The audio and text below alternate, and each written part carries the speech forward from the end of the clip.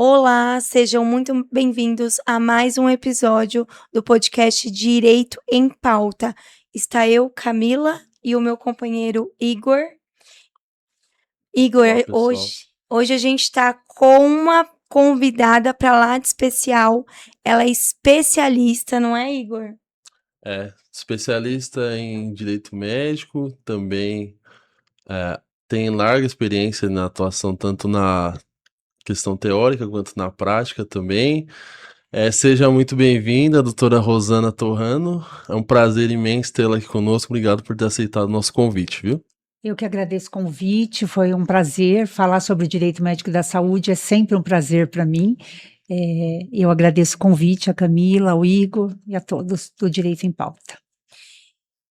Muito obrigada por ter aceito o convite, doutora. Além de doutora, ela foi minha professora na faculdade, né? Eu agradeço e estou muito honrada da senhora ter aceitado o convite. De início, conta pra gente um pouquinho, e para quem está nos assistindo, como foi sua trajetória e como que a doutora virou advogada. Primeiro, a honra é minha, eu sempre digo isso, eu estava conversando isso com meu filho hoje de manhã, que acho que é o maior orgulho de um professor é ver os seus alunos lá brilhando, isso é maravilhoso, e a honra é minha, fico muito feliz e parabenizo você pela sua trajetória. Então, na verdade, eu comecei na área do direito por um acaso. Eu era administradora de uma clínica, eu fui administradora de uma clínica durante 30 anos, e chegou um momento em que eu falei, preciso fazer uma faculdade. E eu não tinha faculdade, apesar de ser uma administradora na prática, mas na teórica não tinha o título. E aí eu decidi prestar um vestibular. Prestei, óbvio, na minha cabeça, administração, sou administradora. E aí conversando, depois que eu passei no vestibular, conversando com o antigo administrador, contando que eu tinha prestado vestibular, tinha passado, ia começar a faculdade, falei o que eu ia fazer, ele falou, você nasceu advogada. Você vai fazer administração, para quê? Você tem que fazer direito. Aí eu fiquei pensando, aí fui até a faculdade, fazer a minha matrícula, efetivar a matrícula, e aí perguntei para ele se seria possível mudar para o curso de direito. E foi assim que eu fui para o direito. Foi um empurrãozão, né? Foi. E aí o direito me pegou. Uma vez que a gente faz a faculdade, a gente sempre brinca que o bichinho pega, né? Sim. Não é a gente que escolhe, a gente é escolhido. Eu acho que eu fui escolhida. Verdade. E esse interesse pelo direito da área da saúde surgiu desde a graduação ou foi algo que foi surgindo em consequência? Então, Igor, na verdade foi por conta de eu já estar na área da saúde, né? Sim. Quando eu me formei, eu já tinha uns 25 anos na área da saúde. Quando eu pensei em fazer a primeira pós, para mim a coisa mais natural foi, vou fazer o quê? Alguma coisa ligada na área da saúde. Sim. E aí procurei, na ocasião, em 2009, Direito Médico da Saúde, ele era uma coisa muito nova ainda, só tinha na Escola Paulista de Direito, era a segunda turma no Brasil, tanto que vinha gente do Brasil inteiro fazer essa faculdade, essa pós-graduação. E aí, para mim, foi natural, o que eu vou fazer? Vou fazer Direito Médico da Saúde. Embora eu fiz outras pós-graduação, mestrado depois, mas essa foi a minha primeira especialização lá em 2009.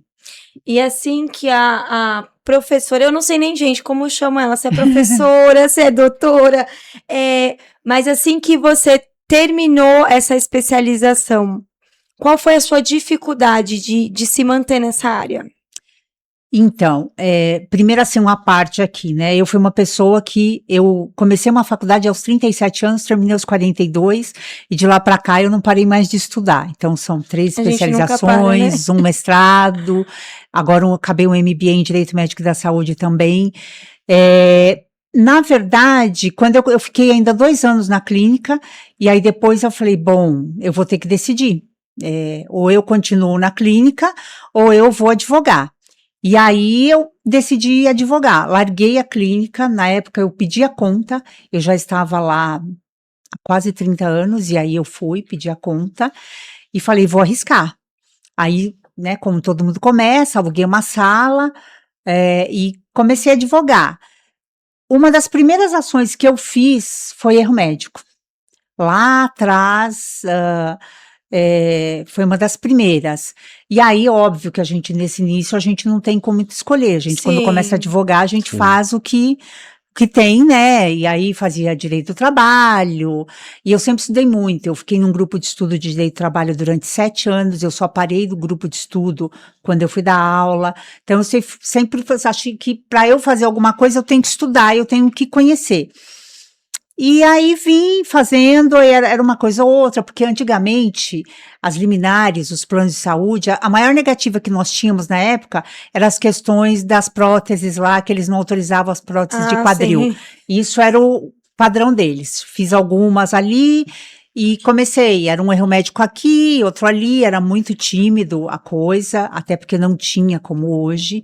Hoje, infelizmente. Felizmente no sentido que é o meu trabalho, mas Sim. infelizmente por conta da gente ver o quanto tá ruim o mercado aí, né? Hoje, assim, eu fazia uma ação de erro médico por ano. Para terem uma ideia, o ano passado eu distribuí 8 ações de erro médico. Isso é muito para uma advogada que trabalha Sim. sozinha. E eu tinha mais 7 paradas no meu escritório que eu não consegui terminar, porque demanda muito estudo, enfim. Então, assim, é lamentável ver que hoje eu tenho tanta ação de erro médico, hoje virou, além do direito médico, né, da saúde, tanta ação de erro médico que eu faço hoje. Mas foi assim, não é fácil quando você começa, e é muito comprometimento e muito estudo. Sim. Mas assim, na prática, como é que funciona? Quais são os desafios que a doutora enfrenta no dia a dia para judicializar uma ação, para saber qual que é o caso, se precisa ou se teria algum outro caminho a não ser o judiciário? Se a gente estiver falando de erro médico, por exemplo, hoje, primeira coisa que eu falo, não dá para você fazer sem estudar medicina, né? Assim, Sim. você tem que ir lá. Então, assim, primeira coisa que eu faço, eu peço o prontuário médico, é meu primeiro procedimento. Eu preciso do prontuário médico. Eu tento, com a minha expertise, como eu tive muitos anos da área da saúde, eu tenho muitos amigos da área da saúde, família da área da saúde, então eu tento ali com o meu conhecimento e das pessoas próximas que elas me ajudem se eu consigo entender. Tem coisas que fogem completamente, aí eu oriento o meu cliente que a gente precisa pagar um estudo de viabilidade técnica, e a gente Tá. paga um médico para que ele faça, um perito, para que ele faça esse estudo de viabilidade técnica, para ver se de fato aquilo pode ser um erro médico ou não. Uma outra coisa que a gente tem que tomar muito cuidado é que nem tudo é erro médico, né? Tem Sim. coisa que é o efeito adverso ou iatrogenia, que a gente chama, que embora tenha ocorrido o evento, ele é uma coisa esperada para aquele procedimento, né? Então a gente tem que tomar muito cuidado. O que a gente tem que olhar quando a gente fala que é uma coisa, que é uma iatrogenia, um evento adverso aí, que era um efeito esperado para aquilo? O que é importante, mesmo que isso tenha ocorrido, eu já tive casos no meu escritório, mais que um, que embora tenha sido um evento adverso, uma iatrogenia, eu consegui ganhar ação. Por que eu ganhei ação? Não porque é um erro médico, porque faltou o quê? Termo de consentimento livre, esclarecido e informado. Ah. sim. Por quê? Olha, um exemplo para vocês. Ano passado, vai fazer um ano, eu quebrei meu tornozelo. 2 médicos disseram, tem que operar. Eu falei, não, vou operar. Então, eu tive a opção e eu optei por não operar. Sim. Quais eram as consequências se eu operasse e se eu não operasse? Eles me explicaram. Vai demorar mais para você reabilitar, enfim. Falei, ok, eu não quero, não vou fazer. Agora, eu sabia Da consequência. da consequência. E o que era importante? Se eu optasse por fazer a cirurgia, que o termo de consentimento não é me dar um papel para eu assinar, é que o termo de consentimento, de fato, o médico tenha me cientificado, olha, Rosana, hipoteticamente, eu não sei se seriam esses os riscos, você corre o risco de lesionar um tendão na cirurgia, isso é uma coisa esperada, você pode ter uma sequela X, Y, Z. Eu sei, e eu digo, ok, eu quero fazer mesmo assim, mas eu sei, eu estou ciente disso. Aí eu opto e faço. Sim. Hoje o problema maior que nós temos é esse, porque infelizmente Na prática não na ocorre, prática né? não, na prática te dão o terminho lá para você assinar, você não sabe nem o que você está assinando. Isso Muitas não vezes o acompanhante, né, assina ali na recepção. Exatamente. Então, então, por isso que é importante a gente deixar aqui. Mesmo que seja uma iatrogenia, se eu estava cientificada que aquilo podia acontecer, ok, tá tudo certo. O que geralmente a gente ganha as ações, porque eu não estou discutindo erro médico, eu estou discutindo a falta do termo de consentimento livre, esclarecido e informado. Isso é importante. Ótimo. A doutora disse no início, né, que os erros lá atrás talvez seriam menores do que hoje. Você acredita que é por conta da expertise das pessoas, que hoje é mais acessível as informações? Nós temos algumas questões aí, no meu ponto de vista, tá? Nós temos um consumidor mais informado, então ele vai mais atrás dos seus direitos, isso é uma coisa. E nós temos uma outra coisa que, no meu ponto de vista, que nós temos muitos erros médicos hoje por conta de profissionais não tão qualificados sendo Sim. desovados no mercado. Sim.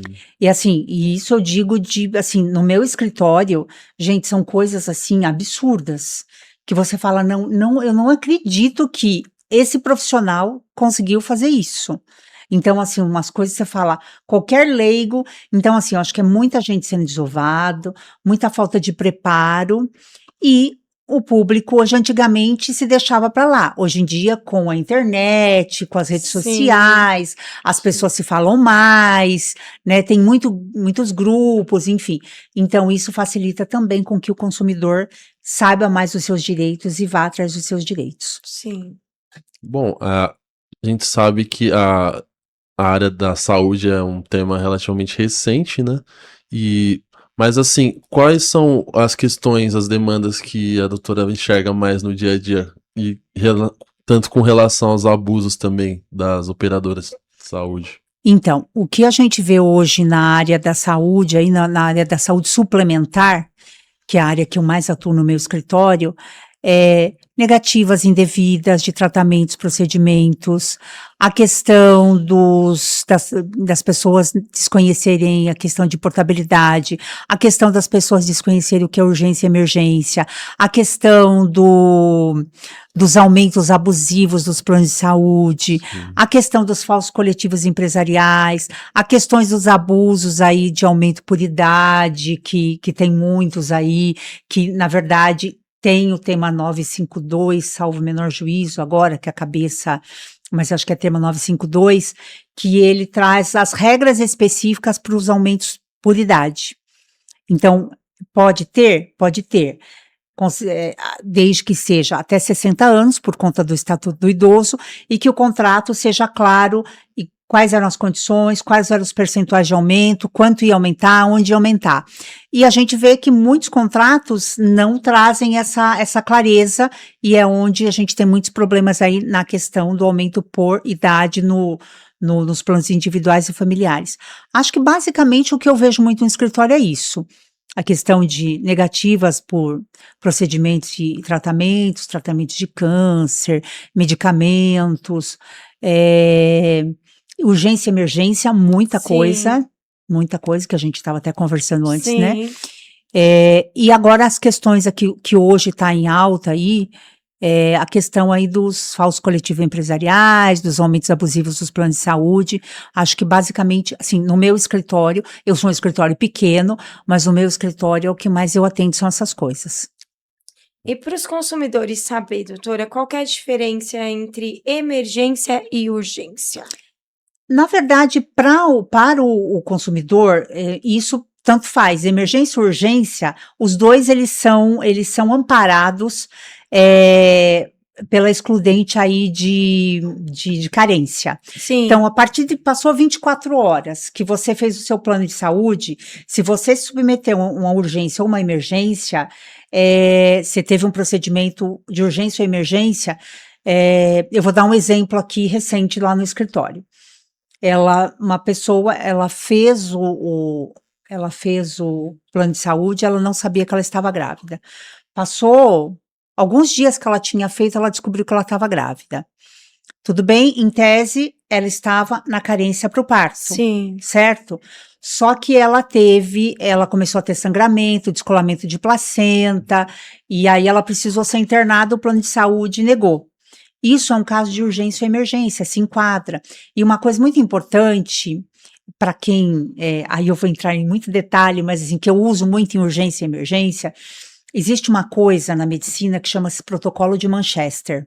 Então, para quem atua nisso, é importante saber, quando eu distingo uma urgência e uma emergência, eu vou nesse protocolo de Manchester e ele traz lá as escalas, você já deve ter visto. Quando eu entro no hospital, escala Sim. vermelha, amarela, então vermelho, amarelo, urgência, emergência. E isso está no próprio prontuário. Isso já é uma prova de que aquilo está fora da carência, porque era uma urgência ou emergência, entendeu? Interessante. Então é interessante usar isso, né? Outro dia, dando uma aula na ESA, eu trouxe isso para os alunos, que são coisas que, assim, no dia a dia, às vezes as pessoas não Passa sabem.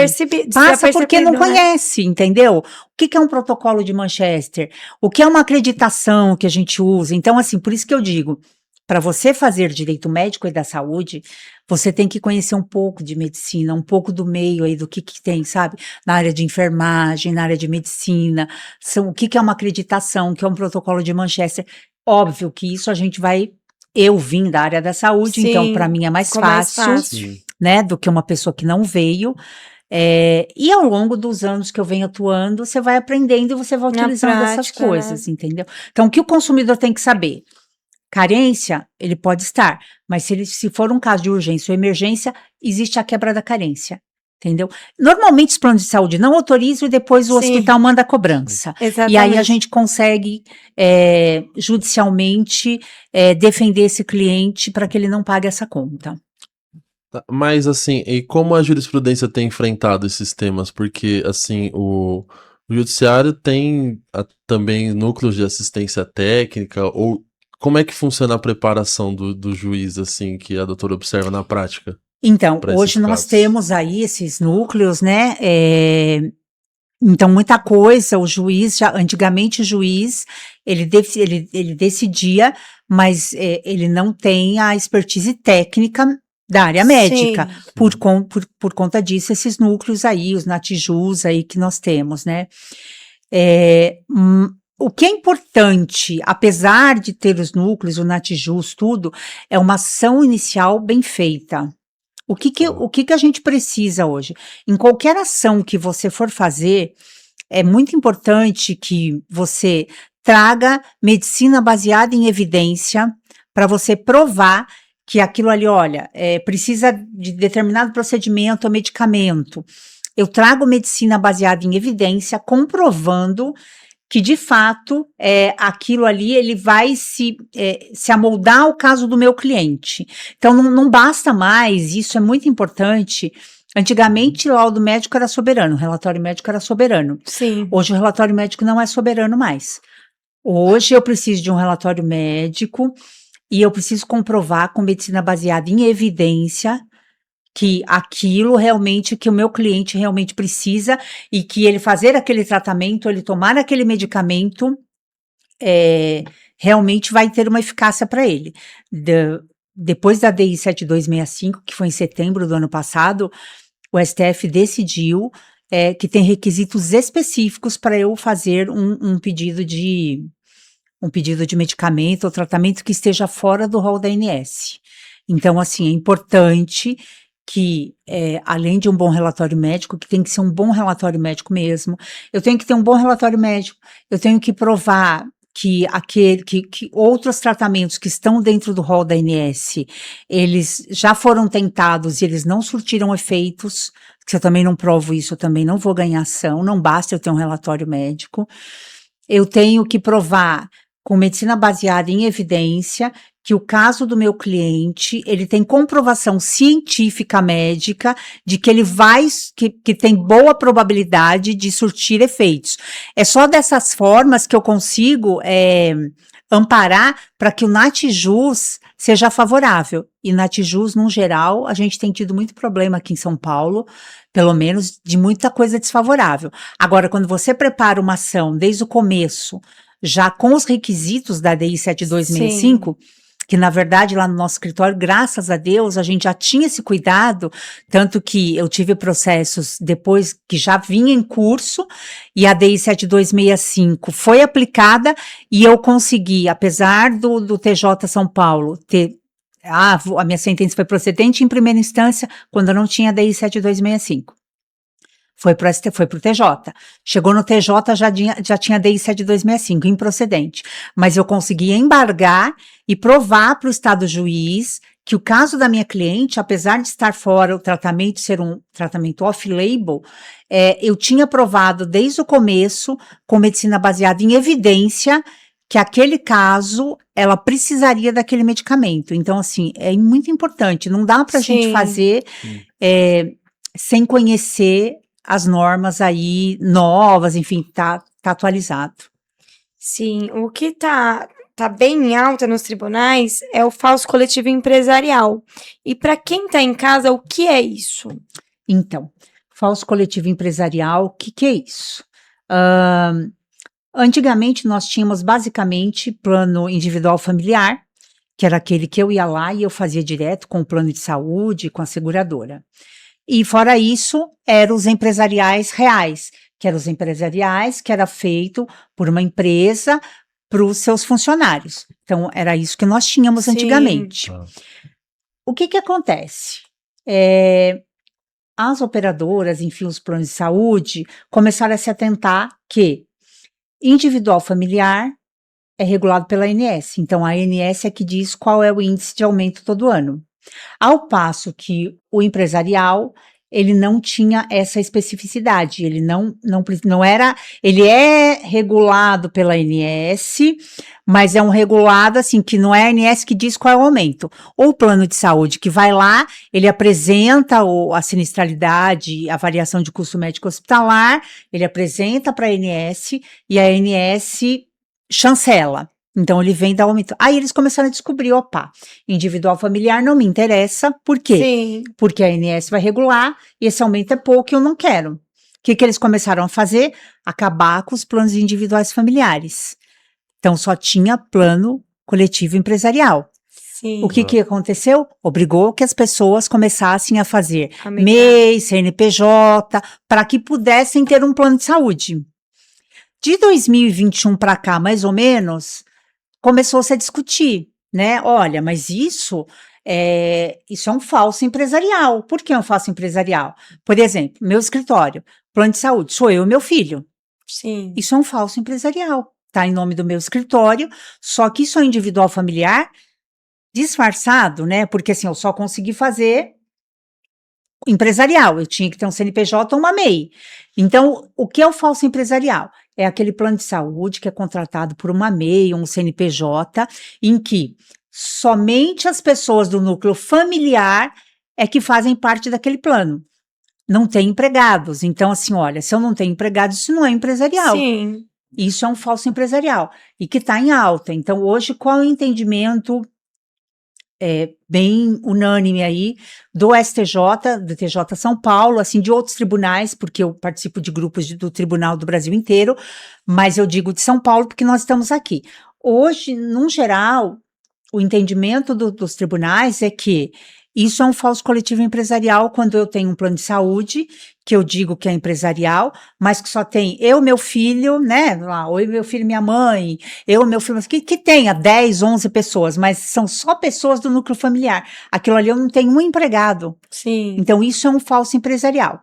Então, o que acontece? A gente entra com uma ação discutindo os reajustes que foram imputados Aí é outra questão. A gente discute os últimos 10 anos, mas, na verdade, tem entendimento consolidado também que não nem são só os últimos 10 anos. Mas como tem uma questão aí de uma decisão do STJ, e aí o TJ de São Paulo acabou, então a gente, para não ter discussão, diz que vale, então o que eu discuto? Os aumentos dos últimos 10 anos, para eu chegar em quanto deveria ser a parcela dessa mensalidade do plano, se de fato ele fosse individual familiar. Então, eu estou falando uma redução aí, isso é fato, de um plano tenho no meu escritório um plano lá familiar de 6 pessoas, distribuí ação ontem, quase R$39 mil o plano de saúde. pelas contas da ANS, se fosse regulado pela ANS, vai para R$17.000. Poxa. Eu estou falando de 50% de diferença. Um pouquinho menos, né? Entendeu? Então, assim, e aí o que acontece? Em sendo procedente a ação, ele passa a fazer, é como se ele fosse um individual familiar. Então, quais são as grandes vantagens? Os aumentos passam a ser regulados pela ANS. Então, aquele aumento que esse ano foi 5,11, saiu a semana passada, 5,11%. Uma das vantagens. Outra grande vantagem, em momento algum, eu vou ser tirada do plano de saúde, porque hoje o que acontece? O plano empresarial, que é o falso empresarial, o empresarial real, a qualquer momento o plano de saúde pode chegar e falar assim, olha, você não me interessa mais. Sim. Você não me interessa, você já está idosa, já está dando gasto, eu não quero mais. Não vamos falar com essas palavras, mas a gente sabe que é uma expulsória, né? Então, ou então, para a pessoa que gasta muito, eles podem chegar a qualquer momento e falar, não te quero mais. Quando eu consigo equiparar ele a um individual familiar, reajuste pela ANS, eu só posso ser tirada do plano de saúde no caso de inadimplência ou fraude. Então, são as duas grandes vantagens, que eu vou ter o plano de saúde para o resto da vida, né?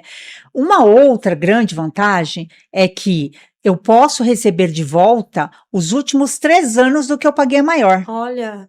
Então, assim, eu estou falando aí miseravelmente, de um plano de R$5.000, nos últimos 3 anos, eu estou falando de algo em torno de 40, 50 mil reais de volta. Sim. Que eu paguei a mais, entendeu? Então, isso que é o falso coletivo empresarial, que hoje está, e a gente fala, hoje é o momento de entrar com essas ações. Então, você aí, que é um pequeno empresário, e que mesmo que o CNPJ seja da empresa, como eu, meu CNPJ é do meu escritório está ativo, só que o meu plano de saúde é para mim e para o meu filho, isso é um falso empresarial. E é pouco veiculado isso, né? Pouco veiculado. Agora até que está um pouco maior. Mas assim, eu comecei a fazer essas ações do meu escritório em 2023. Nós estamos em 2026. 3 anos. 3 anos. E que a gente começou a ouvir falar muito, assim, um pouco disso em 2021. Então, é pouco tempo. E aí a gente ainda tem uma outra questão. Mesmo que ele não seja um falso coletivo empresarial, ele é um plano coletivo. Se ele é um plano coletivo por adesão, mesmo assim, o plano de saúde hoje ele não consegue comprovar o quê? Como é que ele chegou na sinistralidade e como é que ele chegou nessa sinistralidade que é composta também pelo VCMH, que é a variação de custo médico hospitalar. Eles não conseguem comprovar atuarialmente como é que eles chegaram nisso. Então, também a gente tem conseguido muita procedência nessas ações, porque o plano de saúde não consegue comprovar como é que ele chegou. Então, porque o que eu falei agora há pouco, eles têm esse VCMH e sinistralidade, que é o que eles apresentam para a ANS, dizendo, olha, o aumento foi de 15%, porque teve tantas consultas médicas, teve tantos isso, teve tanto aquilo outro. Só que quando a gente pede a documentação, tá, tudo bem, você disse que foi desta forma, ok. Então, o juiz vai mandar fazer uma perícia atuarial e o perito pede, fulano, me traz aqui os seus documentos que comprovam de onde veio esse aumento. O plano de saúde não prova. Porque não tem, né? Entendeu? Vezes, né? Muitas vezes não tem, ou se tem a documentação incompleta. Então, a gente também consegue essa redução, aí o reajuste pela ANS e a devolução dos últimos 3 anos também. Advogado não pode deixar falar, né? Não, mas assim, na prática, tem essa questão, na inicial teria que ter um parecer técnico já ressaltando essas irregularidades, e aí depois, mais para frente, vai ter a perícia e... Normalmente, na inicial, a gente já apresenta uns cálculos prévios. Então, a gente manda para um contador atuarial para que ele faça uns cálculos prévios de quanto seria esse plano se fosse reajustado pela ANS. E aí ele vem lá e fala, olha, aumentou tanto, e aí a gente faz já, mas não é assim, isso é para a gente ter uma noção até para valor de causa do processo, enfim. Parâmetro, é um parâmetro. Só para mostrar para o Estado juiz que, olha, se fosse pela ANS, o valor teria sido esse. Como não é pela ANS, o valor é esse. Então, a gente manda para um contador atuarial e a gente instrui a nossa inicial com isso. Mas o Estado juiz, ele vai mandar para um contador atuarial da sua confiança e só após essa perícia atuarial, após o plano de saúde, aí tem um contraditório, não juntar a documentação necessária, é que o juiz vai dizer se está ou não está correto. E referente aos reajustes, como que funciona? Até quanto os planos poderiam reajustar? Não tem uma regra.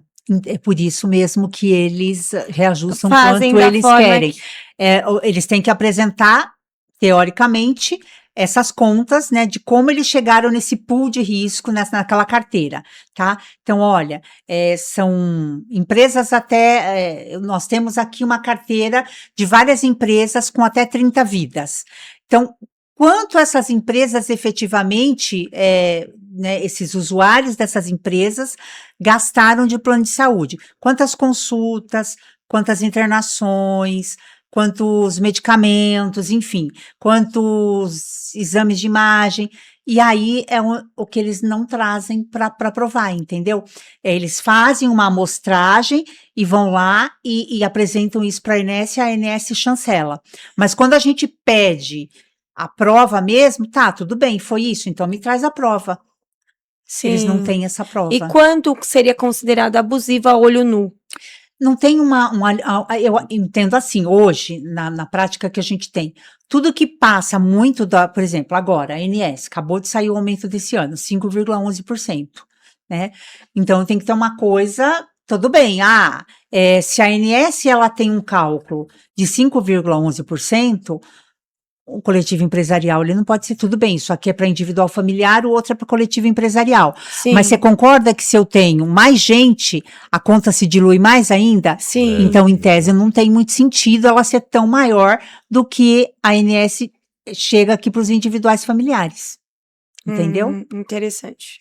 Não tem um padrão assim. Sim. Não é tabelado. Né? Não é tabelado. Então, assim, não dá para eu dizer, não. Mas assim, 10%, 12%, 15%, 20%, 30%. Aí, consideravelmente, é abusivo.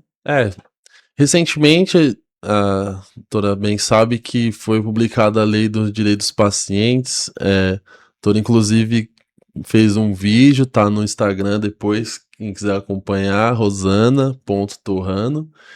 E aí eu queria que a doutora comentasse um pouquinho eu sei que é difícil comentar a respeito de lei, porque às vezes eu ainda estou fazendo até uns vídeos para ir comentando devagar sobre ela, porque são muitos pontos. Sim. Então, eu estou fazendo vários vídeos para ir comentando, né? Mas é uma coisa muito interessante assim, hoje, por exemplo, quando eu peço um prontuário médico, eu pedi o prontuário médico baseado em outras coisas, não era numa lei específica, né? Hoje a gente já tem o direito, o Estatuto aí do Direito dos Pacientes, a Lei 15.378 de 2026, que ela traz vários requisitos, né? Eu até comentei num dos vídeos aí, algumas coisas que a gente não tinha, né? O paciente tem o direito de negar visita. Sim. É uma coisa interessante, porque assim, às vezes você está internado, é um parente que você não quer falar, é um vizinho que você não quer ver, ou simplesmente a pessoa não quer ver ninguém, a pessoa quer ficar sozinha, né? Então, ela tem esse direito e ela informa lá o hospital, fala, eu não quero visita, ou eu não quero que fulano me visite, eu não permito que estudantes me examinem, vejam meus exames, eu tenho direito ao meu prontuário. Então, tem várias coisas, a gente está aí estudando devagar e eu estou fazendo uns vídeos, porque como são várias coisas, eu estou fazendo pequenos vídeos para ir mostrando para as pessoas aí, mas é uma coisa que eu acho que assim, veio bem salutar. Algumas coisas, pra gente, assim, ela é mais pro forma, porque a gente já fazia, que nem Sim. né, o prontuário, não tinha uma lei específica, mas a gente tinha outras normativas aí que a gente conseguia comprovar que o prontuário é do paciente, é um direito dele, né, recusava, mas é aquilo que a gente estava falando. Sim. Se recusa, eu entro com uma ação e peço aí na exibição do documento, enfim, né, porque é um direito dele, né. Sim. E o que a doutora viu de ponto positivo até agora e negativo na lei? Eu acho que, no geral, ela é positiva, ela não tem coisas negativas, são coisas que, de fato, vão trazer benefícios aí para o paciente. Na prática, não tantas coisas assim que a gente vai. Eram coisas, na verdade, que nós já fazíamos Sim. e que hoje a gente tem uma lei para dizer, olha, está lá na lei 15.378, no artigo X, entendeu? E que antes a gente não tinha uma lei específica. Então, por exemplo, eu me baseava para pedir um prontuário em Constituição Federal, que está lá, que é um direito do paciente, em Código Civil, em outras coisas, no CDC, Código de né? Ética no Código de Ética Médico, que diz no artigo 87, que diz que o prontuário é do paciente. Código do Consumidor. Código do Consumidor. Então, a gente se baseava em outras normativas. Hoje, a gente tem uma lei específica que diz o prontuário médico é do paciente. Na prática, é uma coisa só para a gente não ficar usando tantas coisas, leis esparsas, né? Ah, tá. E na prática, assim, como é que... quais são os erros médicos mais comuns que a doutora enxerga no cotidiano? Então, eu acho que não tem como a gente dizer que tem uma coisa mais comum. Cada caso é um Cada caso. caso é um caso. Eu, particularmente, não tenho, assim, para dizer assim, no escritório vem muita... Não tem, entendeu? São coisas que... acho que a maior falha que eu vejo hoje, que não é nem erro médico, né, o que a gente falou agora há pouco, é a questão de não... É a questão do termo de consentimento livre, esclarecido e informado. Eu sei, eu já conversei com alguns médicos que falam, mas é que nem bula de medicamento. Se eu colocar tudo que tem, a pessoa não toma. Se eu falar todos os riscos que tem, a pessoa não faz. Mas é um direito que ela tem. É a autonomia da vontade dela, então ela tem o direito. Então, isso é uma coisa que eu esbarro, que a gente tem assim, que é um cotidiano, tá?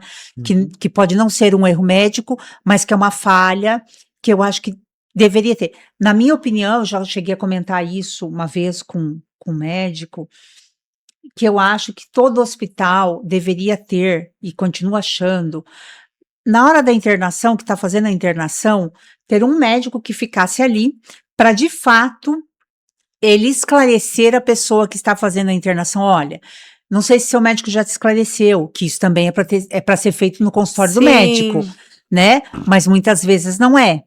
Então, assim, não sei se seu médico já esclareceu, mas a senhora sabe que tem esse risco. Né? Tudo bem, eu vou optar. Que a minha autonomia falar, tem esse risco? Não quero. O ideal que deve ser feito é no consultório do médico, que é o médico assistente do paciente, que é quem tem que falar isso tudo para ele. Mas na prática, a gente sabe que a prática é chegar ali, te dar o termo para assinar na hora da internação e tá tudo certo. Mas assim, então, esse não estou falando de erro médico, mas da falta do termo de consentimento de fato esclarecido e informado, tá? Agora, assim, uma coisa não existe, entendeu? São coisas assim muito...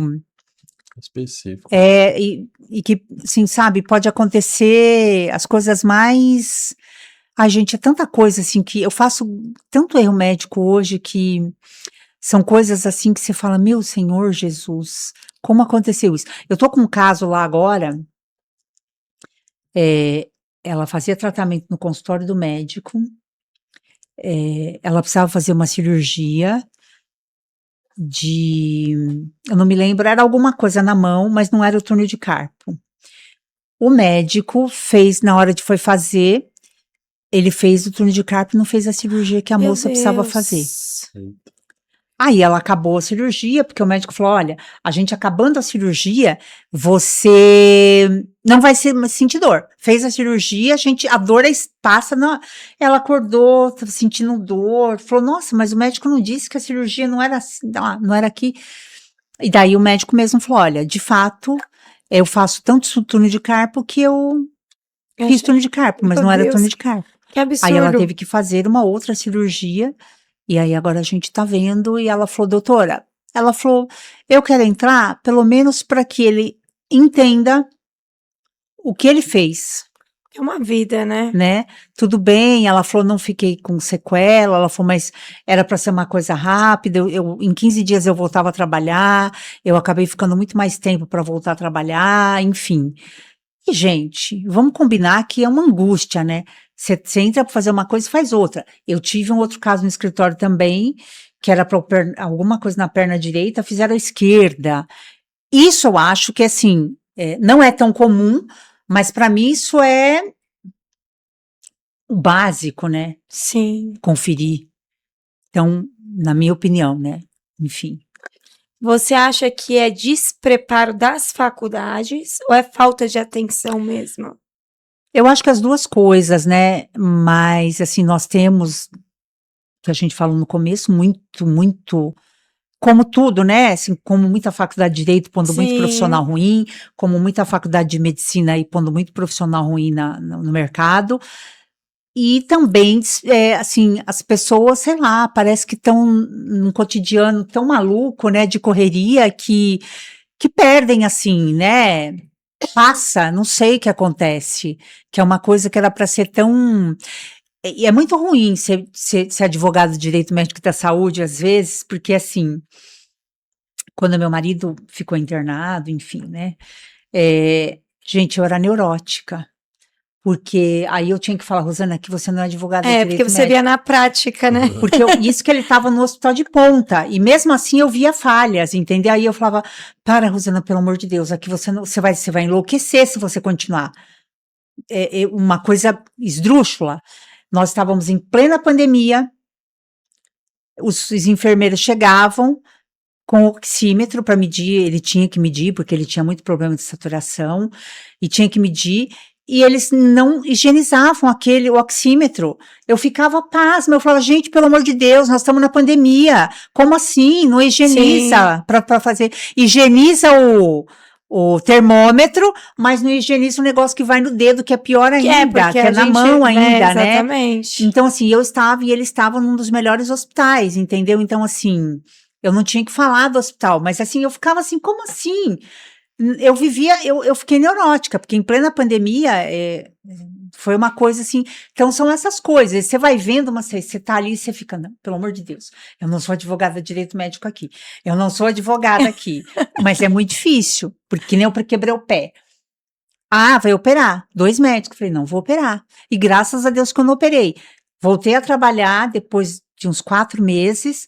Primeiro cliente que eu atendo, ele teve a mesma fratura que eu. Poxa. Ele fez a cirurgia e lesionaram o tendão dele, ele ficou com o pé caído. Nossa. Eu falei, ai, meu Deus, isso não quer dizer que ia acontecer comigo, mas... Tomei a decisão certa. Então, assim, entendeu? Olha onde nós chegamos, entendeu? Então, assim, eu acho que são profissionais ruins, e também aí a gente também tem que defender os profissionais numa seguinte questão. Plano de saúde que paga pouco, hospital que exige muito. Tem que pegar 2, 3 turnos, tem que fazer, né? exatamente. Então, também para eles conseguirem sobreviver, eles têm que trabalhar em vários locais, então a gente também tem que dizer que isso é uma realidade, né? Assim, consulta de 5 minutos, 10 minutos, gente, como é que isso pode ser? Só que ele é obrigado porque ele precisa de produtividade, entendeu? A agenda dele, quem faz é o próprio convênio, né? Então ele é obrigado. Né? Ou ele é obrigado, então ele diz, ok, não vou fazer, mas ele também não vai sobreviver. Sim. Então tem esse lado também, que a gente tem que ponderar e muito, que cada vez está pior, né? É produtividade, e não dá para ter produtividade, mas se não tiver produtividade, não tem lucro. E acabou de sair ontem aí, as operadoras tiveram lucro, acho que 6,3 bilhões agora, no primeiro semestre do primeiro trimestre de 2026. Sim. Então, assim, enfim, é isso, né? A Camila tocou no ponto da questão da faculdade, a doutora falou também dos maus profissionais. Queria que a doutora comentasse um pouquinho a questão do MBA que a doutora fez e quais são os temas assim relevantes que contribuem, né, para a formação do direito da saúde também. Eu acho que especialização, MBA, mentoria, né, tudo isso faz parte, porque assim, nós enquanto advogados do direito da saúde, direito, vamos, para quem não, né, uma coisa que a gente não falou, direito médico e direito da saúde. Direito médico é quando eu estou tratando da relação médico-paciente, hospital-paciente. Isso é direito médico. Quando eu estou falando de direito da saúde, eu estou falando da relação com planos de saúde, com SUS. Aí eu estou falando de direito da saúde, né? Então, eu particularmente atuo muito com só o direito da saúde suplementar, ou seja, só planos de saúde, operadoras de saúde. Eu não atuo quase no SUS, muito pouco. Cada vez mais a importância, porque assim, são muitas resoluções da ANS, especificamente, né, que para a área da saúde. Então, assim, um bom profissional, ele tem que conhecer as resoluções, ele tem que saber o que ele está fazendo. Não adianta eu conhecer o direito, não adianta eu saber o direito civil, Sim. o direito constitucional, o direito processual. Eu tenho que saber as regulações da ANS, eu tenho que saber como é que o judiciário está se comportando, eu tenho que saber como é que, para eu poder ser um bom profissional nisso, que é o que eu falei agora há pouco para vocês. Poucos profissionais sabem como eu aplico um protocolo de Manchester nessas ações, por que uma acreditação de um hospital, o que é uma acreditação de um hospital? A acreditação é como a gente tinha os ISOs 9000, a acreditação do hospital o hospital, quanto mais acreditado, e aí eu tenho que acreditações brasileiras, por exemplo, a ONA, que é do Brasil, tenho a Quemento, que é do Canadá, eu tenho acreditações, e esses hospitais, eles são avaliados por essas acreditações para dizer se eles são, qual é o nível desse hospital. Então, quanto mais acreditado, mais ele é um hospital que está no topo. E se ele está mais no topo, é que eu sempre falo, né? Eu dou risada, porque assim, em ações de erro médico, né? Quando eu estou falando erro médico, aí o médico vem lá, enfim, a defesa vem lá, ele tem especialização nisso, naquilo outro. Eu falo, então, excelência, exatamente. Justamente por quanto mais especialização ele tem, menos ele deveria ter errado, entendeu? Porque é aquilo. E a mesma coisa, quanto mais um hospital acreditado, mas eu tenho que saber, se eu não sou uma advogada que atua no direito médico e da saúde, eu não sei usar essas coisas a meu favor, a favor do meu cliente. Sim. Entendeu? Eu uso essas questões na ação de erro médico, eu uso essas questões na ação quando eu estou pedindo urgência e emergência, quando eu quero quebrar carência, enfim, entendeu? Então, assim, você tem que, para você ser o melhor, você tem que estudar muito, e assim, e tá sempre com os melhores para você ser um pouco melhor. Não é nem o melhor, é ser um pouco melhor. A doutora comentou lá no início que você foi a segunda turma aqui em São Paulo. Hoje já existe muito, né? Muito. E a doutora, inclusive, é professora, né? Dá cursos também de especialização. E como que funciona esse curso? Na verdade, isso foi uma coisa que não foi uma especialização, né? Eu dei recentemente na ESA, eu fiz um curso, né, de 3 dias para advogados, prática do direito médico e da saúde. Foi prática pura. O que eu fiz? Eu peguei a prática que eu tenho no meu escritório, desses anos que eu atuo, eu transformei isso em aula e dei para os. Então, assim, porque eu falo, teoria. Sim. Todo mundo vai lá e faz, né? Prática é mais difícil. Foi super gostoso, porque eu trouxe essas questões do meu dia a dia, né? E para os colegas aí, foi bem proveitoso. E adorei, assim, né? Porque eu falo que, enquanto professor, a melhor forma de você aprender é você ensinando. Exatamente. Né? Eu digo sempre assim, que eu era uma advogada antes de ser professora e eu passei a ser outra advogada depois de ser professora. Sim. Porque quando você vai dar aula, você estuda muito mais. Porque você tem que entrar numa sala de aula e saber o que você está falando, né? Mas sei pouco ainda, tá? Estudo muito, né? Tenho pós-graduação, tenho MBA em Direito da Médico da Saúde. Trabalhei na área da saúde 30 anos, advogo nisso desde que eu comecei a advogar há 18 anos, mesmo assim ainda sei pouco. E a questão, a gente vê muito no noticiário, o rol da ANS, exemplificativo, taxativo, como é que funciona isso na prática? Para que caminho a jurisprudência tá e com relação específica também aos autistas? Essa questão do rol da ANS, ela ficou ela ficou bem definida aí com a DI 7265 do STF de setembro do ano passado, né? Então, agora, assim, os medicamentos que estão fora do rol da ANS, medicamentos ou tratamentos fora do rol da ANS, para que eles sejam autorizados, precisa ter os requisitos da DI 7265. Quais são esses requisitos? Primeiro requisito, que o relatório médico ou pedido tem que ser feito, que aí é meio óbvio, né, por médico ou odontologista, se for direito Sim. odontológico. Segundo requisito é que o medicamento ou tratamento ele seja regulado pela Anvisa. Terceiro requisito é que esse tratamento ou medicamento ele seja baseado em medicina, baseado em evidência. Então, por isso que eu falei da importância de saber se aquele tratamento, aquele medicamento, ele tem comprovação da medicina baseada em evidência, tá? Sim. E a evidência, alto grau de evidência, porque a medicina baseada em evidência, ela tem vários níveis, e aí eles só aceitam o alto nível da pirâmide lá. O quarto requisito é que esse paciente já tenha se submetido a outros tratamentos ou medicamentos que tenha dentro do rol da ANS. Então, assim, acabou meio que essa questão, entendeu? Assim, de taxativo mitigado, Sim. não. Desde que ele cumpra os requisitos da DI 7265, ele vai ser autorizado ou não vai ser autorizado. E aí é o que a gente falou. Aí depende do advogado dele realmente saber o que ele está fazendo, porque uma vez negado, você perdeu o direito do seu paciente se você não fizer uma ação bem instruída.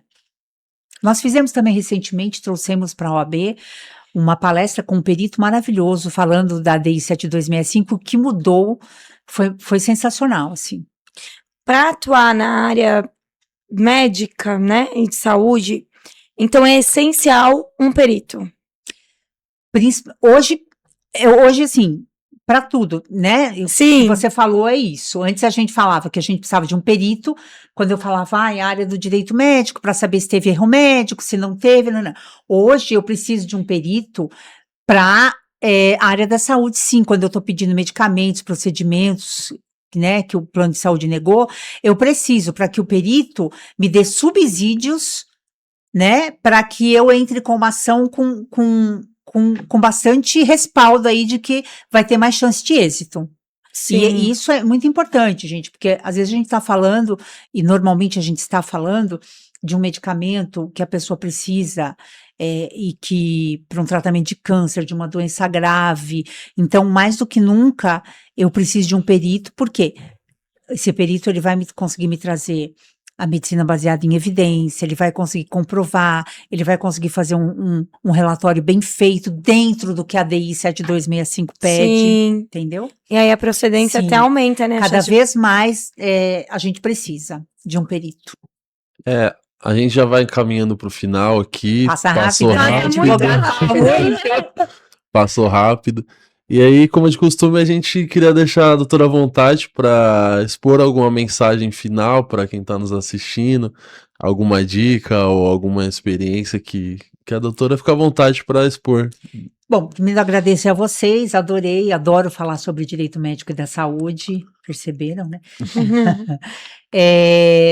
Eu acho que é importante isso, que cada vez mais o consumidor saiba aí os seus direitos, que ele busque seus direitos e que ele, principalmente quando eu estou falando de direito médico e da saúde, é importante que as pessoas procurem profissionais com respeito a todos os colegas aí que não atuam na área, mas procurem profissionais que sejam do direito médico e da saúde, né, advogados, especialistas Sim. no direito médico e da saúde, para que ele tenha maior chance de êxito aí, seja numa negativa de medicamento ou tratamento, seja num caso de urgência ou emergência, seja aí no caso da questão dos falsos coletivos empresariais, dos aumentos abusivos, porque assim, se você não procurando um profissional já especializado, a gente já corre o risco Sim. da ação ser improcedente, e isso independe da minha expertise ou não, tem coisas que, né, eu não vou conseguir ganhar, eu não posso dizer, quem nunca, né, que, não perde, não, mentira, né? Sim. Mas eu acho que é isso, o consumidor tem que estar cada vez mais atento, ele tem que saber que ele tem muitos direitos, que existe carência quando eu contrato um plano de saúde, mas para essa carência, né, essa carência é quebrada quando eu tenho uma urgência ou emergência. Ele tem que tomar cuidado quando ele está fazendo uma portabilidade que existe a portabilidade do plano de saúde, e que normalmente o que a gente vê é que a pessoa, eu não estou conseguindo pagar meu plano de saúde, está muito caro, eu preciso mudar para outro. Ele tem que se atentar que existe uma coisa que chama portabilidade, que é a compra de carência para ir para um outro plano. Então, acho que essas questões aí, acho que o consumidor tem que estar bem atento, né? E numa eventual ação de erro médico, a primeira coisa que a gente fala, né, o paciente aí, ele tem que pedir o prontuário médico dele, que o prontuário é a rainha das provas aí, a gente, Sim. né, sem o prontuário é impossível. Tem coisas que o cliente também, que às vezes chega de plano, a gente já sabe, que fala, olha, isso aconteceu, mas de fato isso é uma coisa esperada, e aí a gente entra naquela questão, tá, é esperado. Então, o que é a única coisa que eu vou observar? Tem um termo de consentimento dentro do prontuário, ele estava consciente que nem tudo é erro médico, muita coisa é iatrogenia ou evento adverso, enfim.